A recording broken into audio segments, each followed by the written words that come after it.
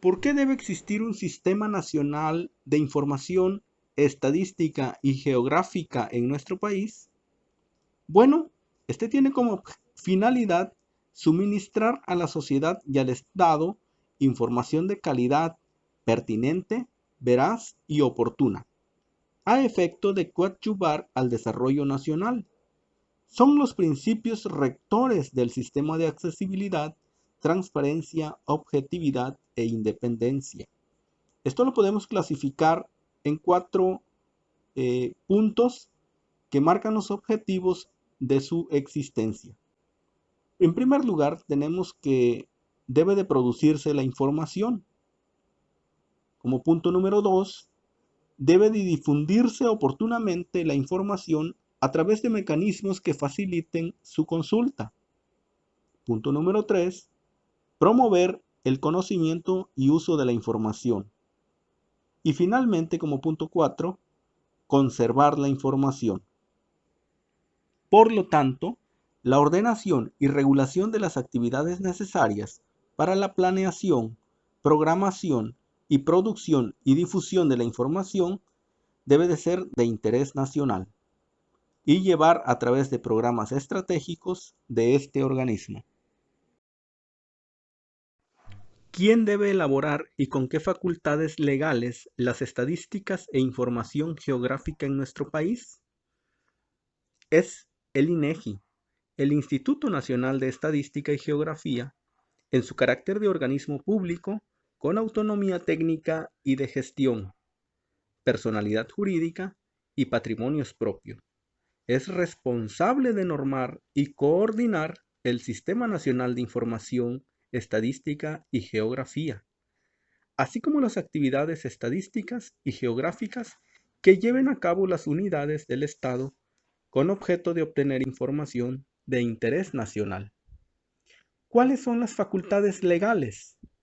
Primeramente, debemos saber que la Junta de Gobierno del Instituto Nacional de Estadística y Geografía, con funcionamiento en lo dispuesto por el apartado B del artículo 26 de la Constitución Pública de los Estados Unidos Mexicanos, en cumplimiento a lo establecido en los artículos 9, fracción 2, artículo 11 y 77, fracción 1 de la Ley del Sistema Nacional de Información, Estadística y Geografía, le otorga dicha actividad. ¿Qué requisitos debe cumplir una estadística o dato económico y o social para considerarse oficial? Para producir y difundir una información, el sistema opera con la participación de las unidades del Estado bajo la coordinación del INEGI, lo cual implica disponer de un marco normativo común, de manera que la información proporcionada cumpla con requisitos de calidad. ¿Cómo es esto? La norma para regir la generación de estadística básica, entendida, está como la que se obtiene de proyectos censales, encuestas por muestreo o por aprovechamiento de registro administrativo. Han de facilitar el cumplimiento de los requisitos de calidad. Para apoyar dicha norma, el INEGI ha desarrollado una serie de documentos con bases técnicas y metodológicas sobre cada una de las fases de procedimiento de generación de estadística. ¿Qué cuentas o indicadores debe por ley elaborar, publicar y difundir el INEGI?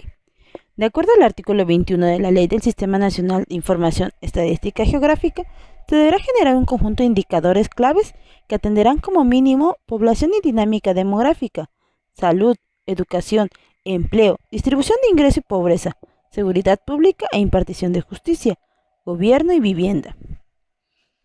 El artículo 24 generará para el gobierno sistema de cuentas nacionales, ciencia y tecnología, información financiera, precios y trabajos. Y el artículo 26 generará un grupo de datos, marco de referencia geodésico, límites costeros, internacionales, estatales y municipales, datos del relieve continental, insular y submarino, datos cadastrales, topográficos, de recursos naturales y clima, así como nombres geográficos. A este componente También se le denominará infraestructura de datos espaciales de México. Índices de precios. Es un número índice calculado a partir de la evolución del nivel de precios de una economía, desde un momento determinado y para un periodo concreto. Se pueden hacer dos clasificaciones en su función de cálculo y utilizadas en la práctica.